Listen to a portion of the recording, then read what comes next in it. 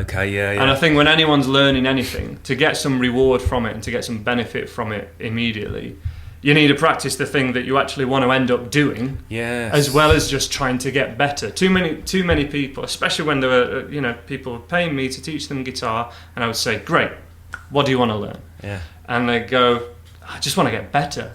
And it's kind of like, okay, so there's all these things that we can do, and I can get you to any one of them. So there are styles, genres, everything like that, and it's pretty simple as a beginner. I think the easier you go, the more direct a route it is, but then it branches off into whatever you want to do.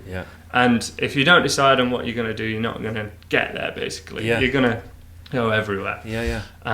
That's what put me off lessons at school, actually, because I had a nylon string guitar, and we were all sat there in a group when I was like 9 years old or something, trying to play Polly Wolly Doodle or something.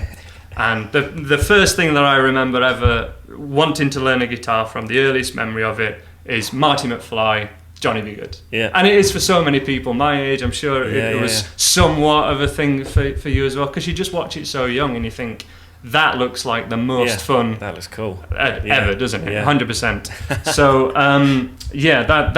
that's my primary thing, and I could not see how Polly Wolly Doodle was going to get me to play Marty McFly, which seemingly he played it by jumping up and down. Like that's looked like what he was doing.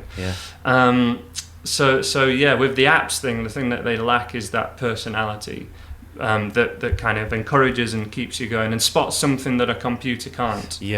Spots what you're liking, what you're not liking. So, yes, in hindsight, it may surprise you, but I think having private lessons is the best way to learn guitar. No, I think that's so true. It's funny, I recorded a podcast this week with Fred Claridge, that came out yesterday, and he's a professional drummer in a couple of different bands, and then he teaches percussion and things in schools. And he was saying, I think it was when he went to see Snarky Puppy, and they were speaking about it after. I think there was like a Q&A or something, but he said learn to play music, learn to play whatever music you want to play, not just theory, working through the grades and things. And I've said it 100 times before.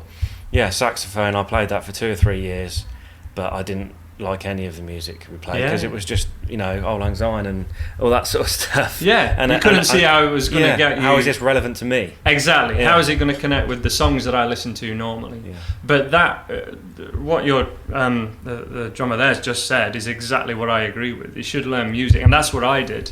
I learned piano, and before then through school, literally primary school, so aged 8. There was the old flute lessons.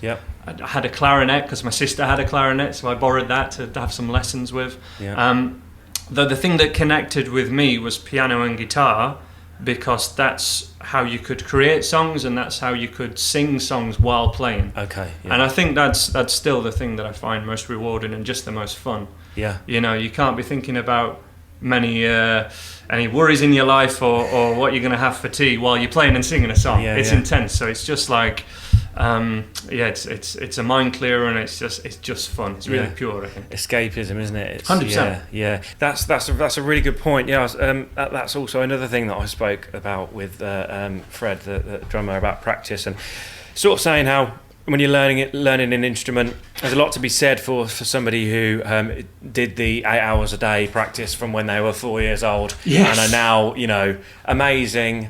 We spoke about Tony Royster Jr. Do you know Tony Royster Jr.? I don't know. There's a famous video of him on YouTube when he was 4 or 5 years old, and he's got a 30-piece drum kit, and he's absolutely mind-blowing. Tiny little kid, the sticks are as long as his arms, but absolutely incredible.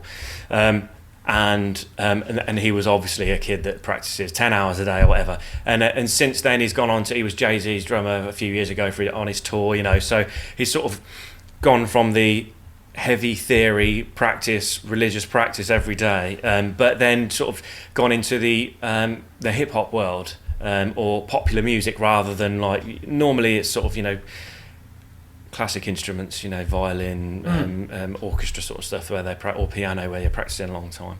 But it's finding that balance between practicing enough to know everything, or know what you need to know for the music you're playing, and then just getting the fundamentals right, or knowing every single scale and playing it backwards, and that can get boring quickly, can't it? Exactly. And I do have generally a low attention span unless I'm really into something. Right. In which case, you know, I will if I'm on editing a video or something like that, I can be doing that kind of thing till 10 o'clock at night, and I started just after 8 in the morning. You know what I mean? Right. You have to tap me on the shoulder and go, Andy, you haven't eaten yet. But if I'm into something that if I'm doing something that I'm not into, you've never seen anyone quicker just lose interest. Right. So you have to figure out and be honest with yourself and go, what am I into? But that will also make me progress. Yeah. So, I mean, so often when I was kind of practicing guitar and sort of learning, as I say, by ear, what I was spending more of my time doing was actually recording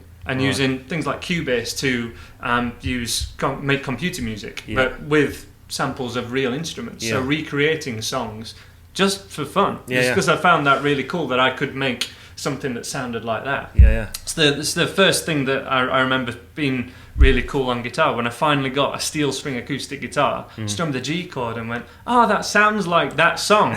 Finally something that I'm doing sounds like I've heard before. So there's something really validating about that. But I'm also really aware that if I'd have just stuck to, for example, like shred guitar from being 10 years old, you would be a whiz kid. But that just doesn't interest me anywhere near as much as a cracking song. And I think we've also all know that guy in the guitar shop, like noodling away. And it's, you know, to the casual listener, someone essentially showing off is just annoying. If your hero, if like Slash walked in this room now and shredded a solo, we'd both be captivated. But that's also because we've got that history with his songs and they've had that emotional impact that we talked about before. So that's really, really important. And I do think an education in any instrument should be a music education and a listening education as well. Because that's, at the end of the day, that's why you're doing it. That's it. That's a good point. It's playing music, isn't it? And you do need to know some fundamentals, and a knowledge of scales is helpful. But a mistake I've made in the past is trying to put students onto music that I like. And expecting them to like it because they've come to me for lessons and they want to play like me.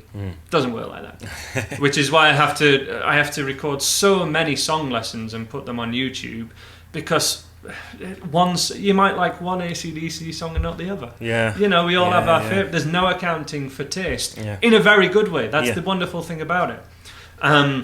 So there are these principles and fundamentals, but that's why there are so many songs that it can go into. That can be daunting. Just find what connects with you. And if no music is connecting with you at the moment, but you want to learn an instrument, you need to find your favourite band.